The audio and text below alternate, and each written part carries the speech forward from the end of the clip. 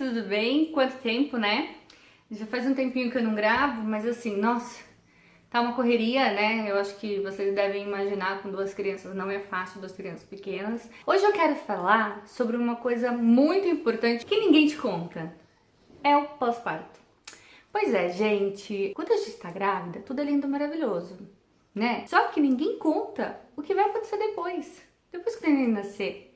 Como você vai receber? Como você vai reagir? Ninguém conta isso, ninguém te prepara pra isso, entendeu? Tipo, você cai de paraquedas, você tá... Tudo bem que você tá planejando ser mãe, você tem uns 9 meses pra se preparar pra isso, mas na teoria é uma coisa, na prática é totalmente diferente. É só passando por isso pra entender o que eu tô falando. Então eu fiz assim umas listinhas, eu fiz uma lista aqui das coisas que eu queria falar pra vocês sobre o que ninguém te conta sobre o pós-parto, tá? Eu vou falar muito na minha experiência, no que eu passei com a Lívia e com a Giovana. Então eu espero que ajude um pouquinho vocês, que vai ser mãe de primeira viagem, que já tá pra ter filho, e até quem é mãe de segunda viagem, às vezes assim, passou com uma, não passou com a outra, entendeu? Então não sabe mais ou menos o que fazer. Vou contar a minha experiência. Quando eu fui pra ter a Giovana, que foi mesmo realmente o dia que eu fui pra ter a Giovana, que eu entrei no quarto, eu fui internada, que eu entrei no quarto, me deu um cagaço.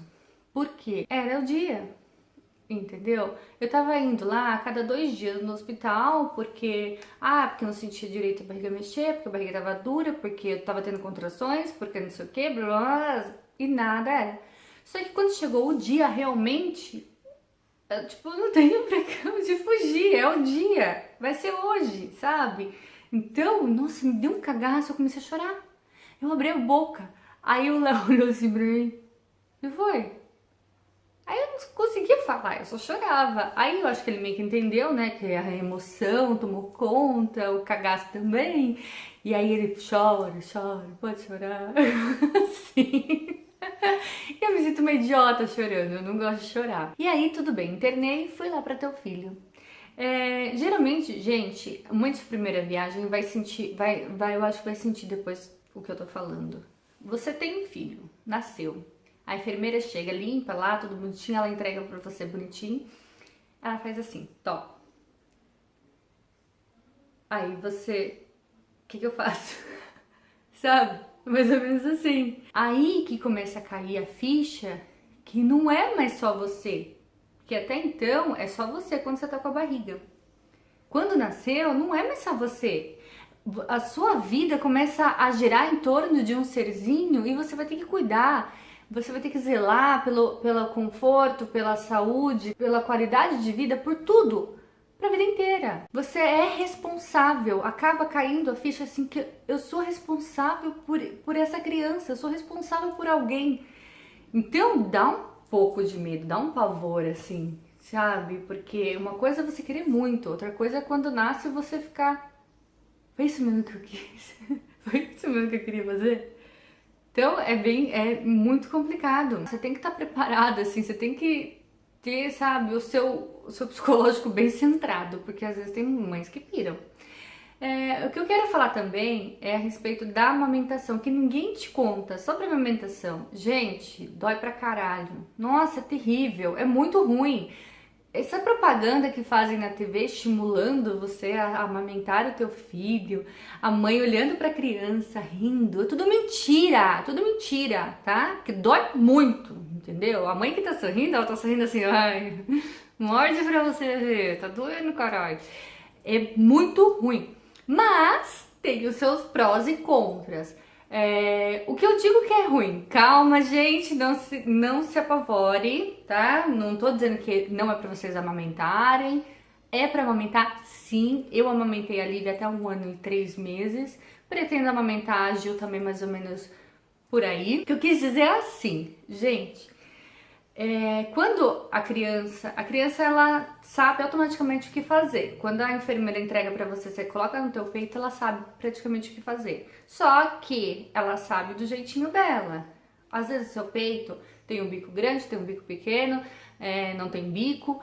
A criança, a pega da criança vai depender muito, assim, do jeito que você carrega ela, que você segura, sabe?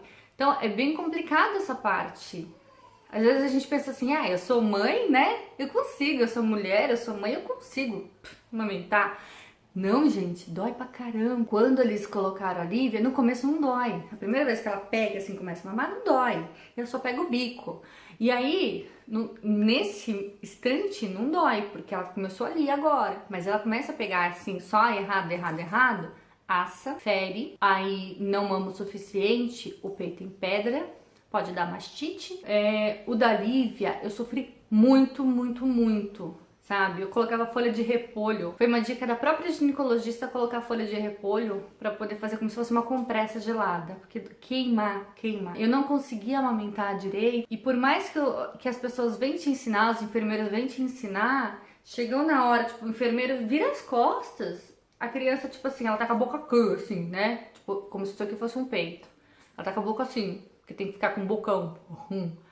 Aí o enfermeiro virou as costas e faz assim, ó, pega só o bico. E aí você tem medo de tirar de novo, não sabe como fazer. Então eu sofri demais na Lívia, eu voltei pra casa com os peitos assim muito inchados, duros. E aí a médica achou, ela falou assim, Grace, eu não sei como você não teve mastite, porque tava muito empedrado. E aí ela começou a drenar, assim, e eu chorava de dor, chorava. É muito ruim. Depois que vai passando esse período, assim, nossa, o meu peito fissurou, assim, o bico, parecia que ia cair. A Lívia, ela ia mamar, eu começava a suar frio. Ela acordava, assim, quando ela acordava, eu ouvia começava a suar frio.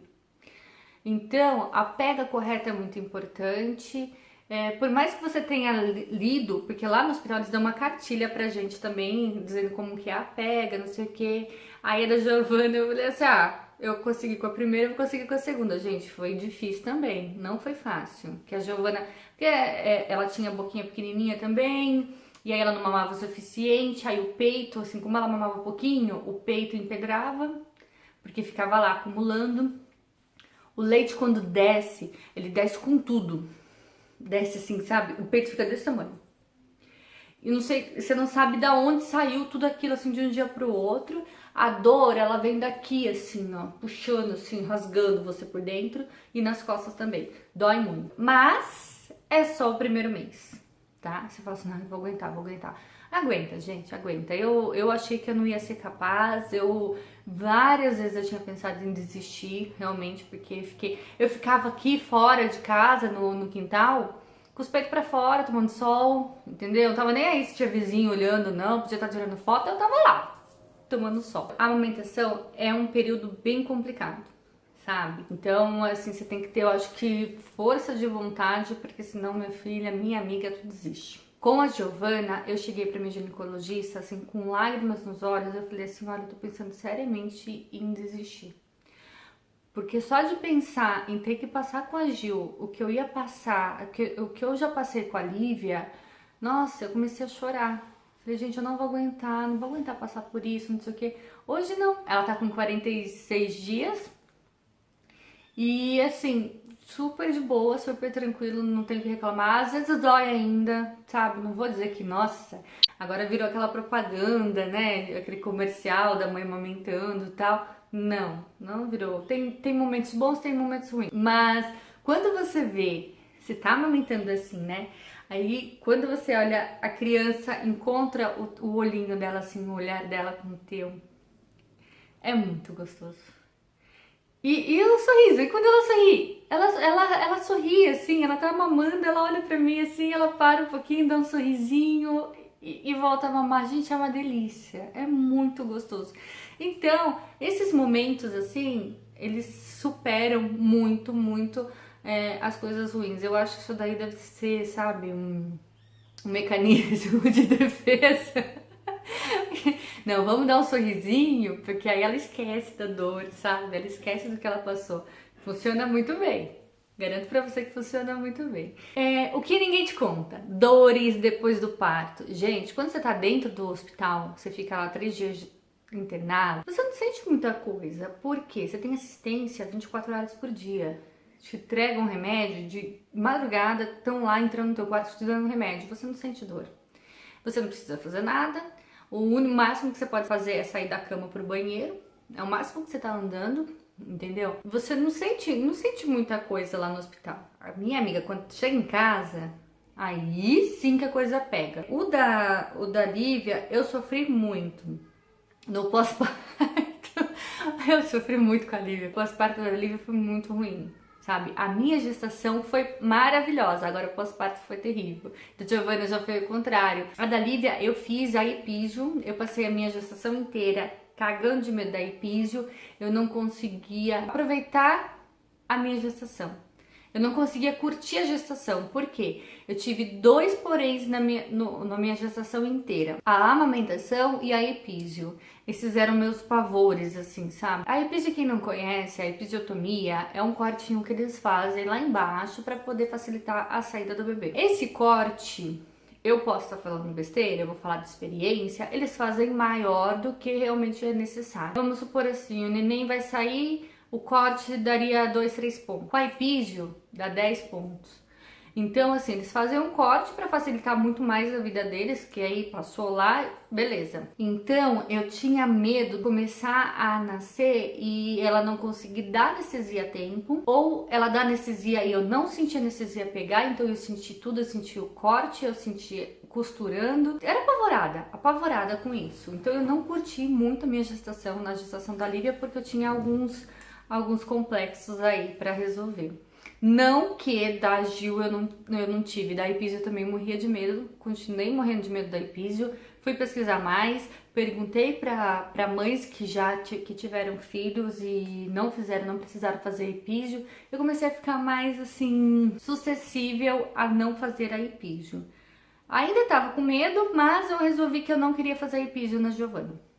Enfim, eu não sei quantos pontos eu tive da Lívia, tá? Porque eu nem perguntei. Eu tava tão assim, você tá tão extasiada, você tá tão cansada, você tá tão esgotada, a última coisa que você ia perguntar é quantos pontos você tomou lá embaixo.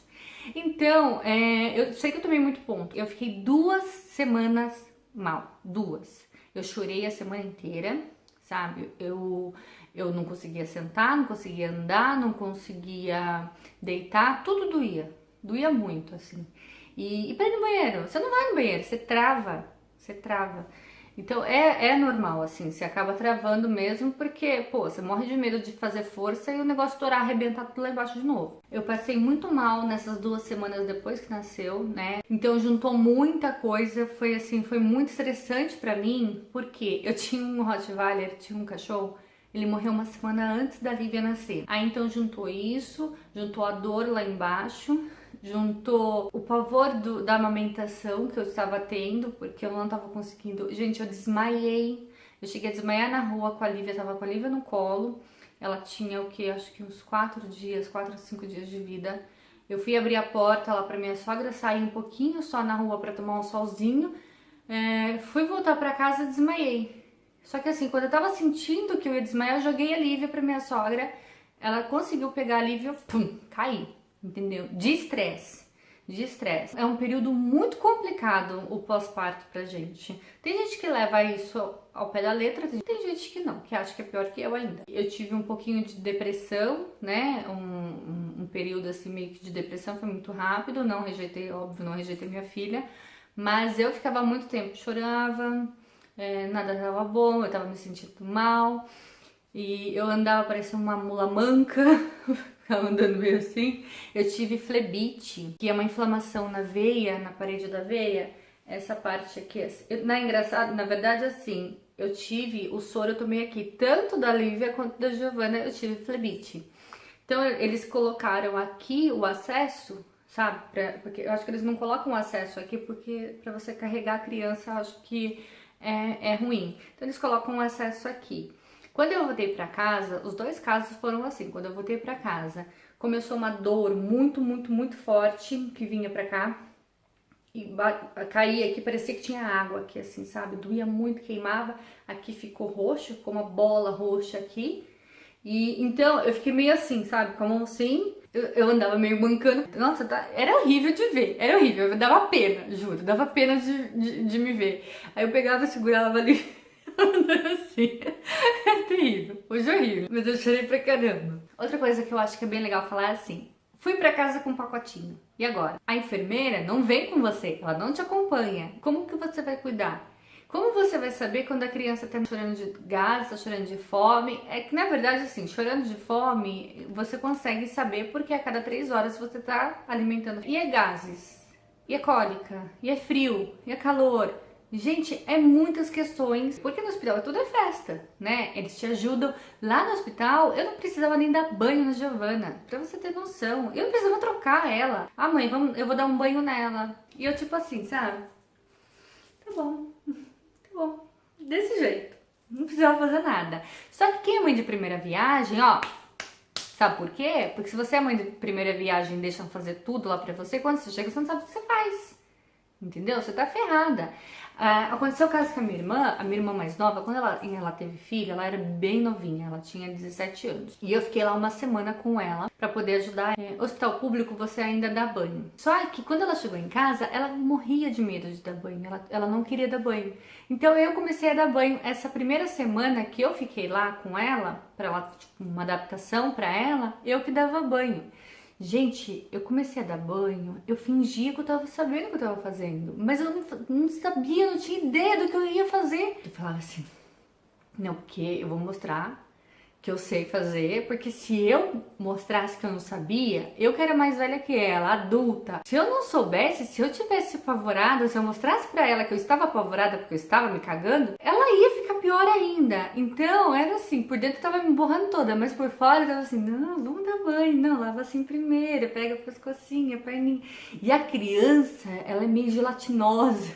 Você pega ela não tem, sabe? Você não consegue, você não sabe por onde pegar, você não sabe por onde começar, entendeu? Às vezes você deixa a criança cair, você vai pegando ela de volta, pega pelas pernas, é muito complicado. E aí eu pegava, aí você segura assim, você bota o braço, não sei o que, você faz um diabo a 4 ali pra poder dar banho na criança, e eu assim, vamos lá, dar banho, tá, não sei o que. Mas no fundo eu tava me borrando de medo de deixar aquela criança cair, fingindo que eu tava super bem, tudo lindo e maravilhoso, porque se eu mostrasse que eu não conseguia, se eu mostrasse que eu tava apavorada, ela ia ficar sozinha depois na semana seguinte.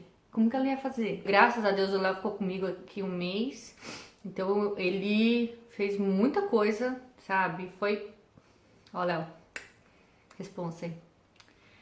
Eu quero falar também sobre tristeza. Você fica triste, assim, porque você fica desesperada com a criança ali, você não sabe muito bem como reagir, você não sabe como lidar.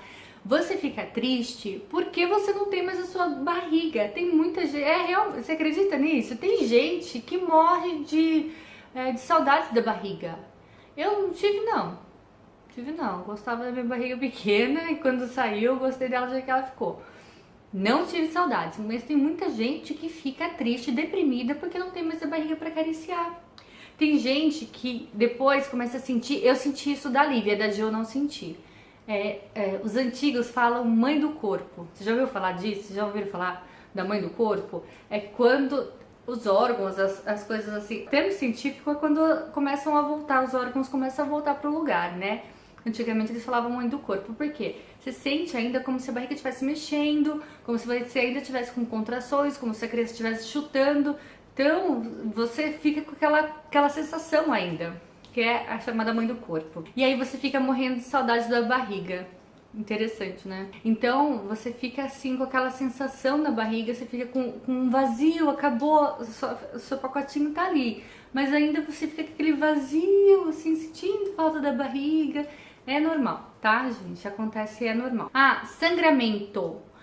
Pra quem não sabe, a gente pode sangrar até 40 dias. O tempo da dieta, né? Que a gente fala, que as pessoas falam, você tá de dieta, você tá de quarentena?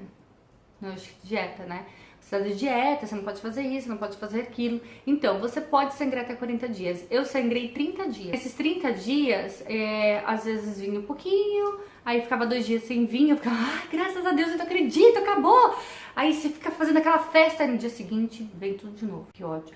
Mas, eu pelo menos assim, o fluxo maior é nos primeiros dias que você tá lá no hospital. Quando você volta pra casa, você nem precisa daquele absorvente. Gente do céu, que absorvente desse tamanho assim, ó.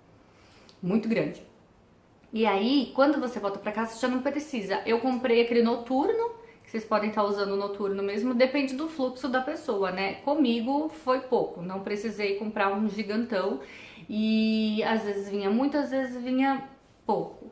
Então, mas assim, pode ser até 40 dias. Imagine se sangrar por 40 dias, galera. Foi por isso que eu desmaiei na rua, porque eu tava sangrando ainda e quis fazer piruleta.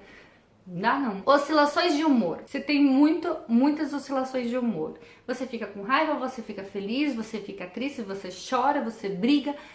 Nossa, é assim. Eu acho que é pior. As oscilações de humor acabam, pra mim, pelo menos, acabam sendo pior do que na gestação.